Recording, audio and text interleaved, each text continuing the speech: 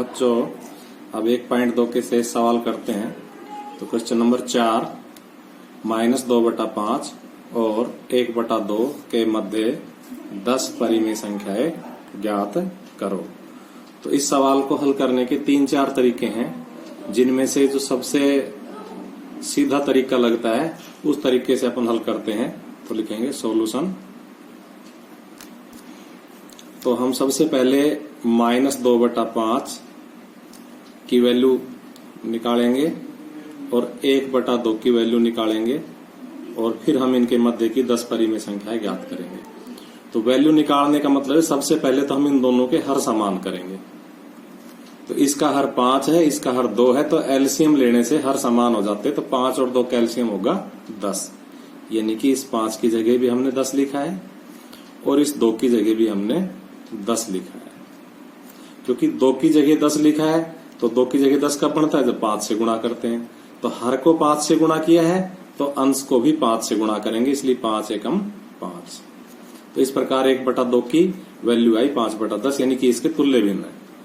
इसी प्रकार से -2/5, 5 का 10 बना दिया हमने, तो 5 दूनी 10 होता है, इसलिए 2 को भी 2 से गुणा करेंगे, 2 दूनी 4। जैसे अपन जोड़ घटा करते हैं ना, नीचे वाली संख्या का भाग देख के ऊपर वाली से गुणा, ठीक वही बात है इसमें। तो इस प्रकार से हमारे पास एक संख्या तो आ गई -4/10 और एक आ गई 5/10। इनके बीच में देखो, जब हर समान हो जाता है तो जितने भी अंशों के बीच में संख्याएं होती है वो सब इनके बीच की संख्या होती है। -4 से बड़ी संख्या -3, -2, -1, 0, 1, 2, 3 और 4, इन सबके बटा 10 लगा देंगे तो इनके मध्य की संख्या आ जाएगी। लेकिन हमसे पूछी कितनी गई है, 10। तो इनके बीच में इस तरह से शायद 10 संख्याएं नहीं बन रही। तो अब हम इसको भी 2/2 से गुणा करके और थोड़ा सा और बड़ा मान निकाल लेते हैं, इसको भी 2/2 से गुणा करके। अंश और हर को एक ही संख्या से गुणा करने पर कोई फर्क नहीं पड़ता है, वो तुल्य भिन्न ही बनती है, क्योंकि 2/2 का मान 1 होता है और 1 से गुणा करने पर कोई फर्क नहीं पड़ता है। तो इस तरह से ये क्या बन गई, 4 दूनी 8 और ये 10 दूनी 20। इसी प्रकार ये 5 दूनी 10 और 10 दूनी 20।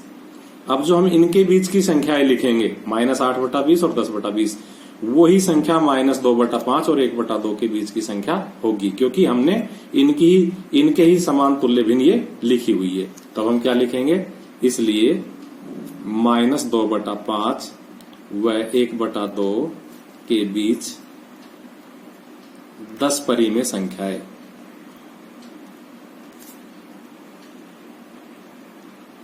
बराबर, तो -8 से ठीक बड़ी कौन होती है, -7/20, फिर -6/20, फिर -5/20, फिर -4/20, फिर -3/20, फिर -2/20, फिर -1/20, फिर 0/20। हम गिन लेते हैं कितनी हो गई, ये 8 हो गई अभी।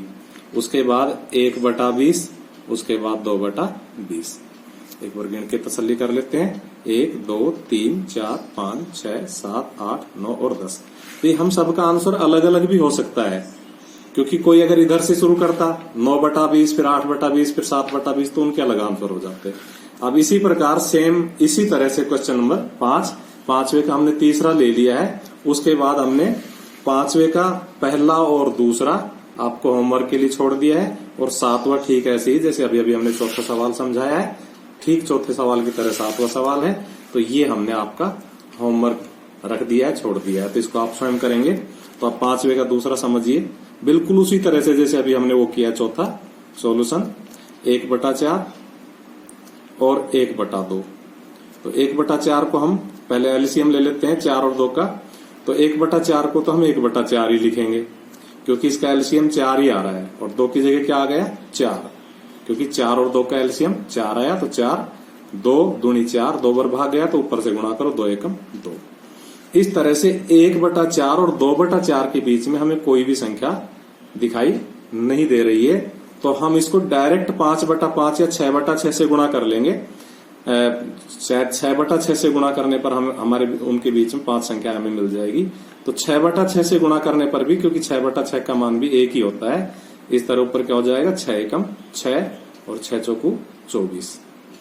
इसको भी 6/6 से गुणा करेंगे तो 6 दूनी 12 और 6 चौकू 24।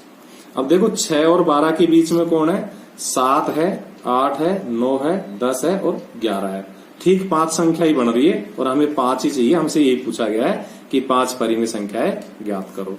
तो लिखेंगे इसलिए 1/4 और 1/2 के बीच 5 परिमेय संख्याएं बराबर। तो 6 से आगे कौन हो जाएगा? 7/24, फिर 8/24, 9/24, 10/24 और 11/24। और ये सबसे आसान तरीका है। बाकी इनके कई तरीके होते हैं बीच की संख्या ज्ञात करने का। उसके बाद ये आपका होमवर्क है, इसको आप स्वयं करेंगे और अगली वीडियो में हम आपको दूसरी प्रश्नावली स्टार्ट करेंगे।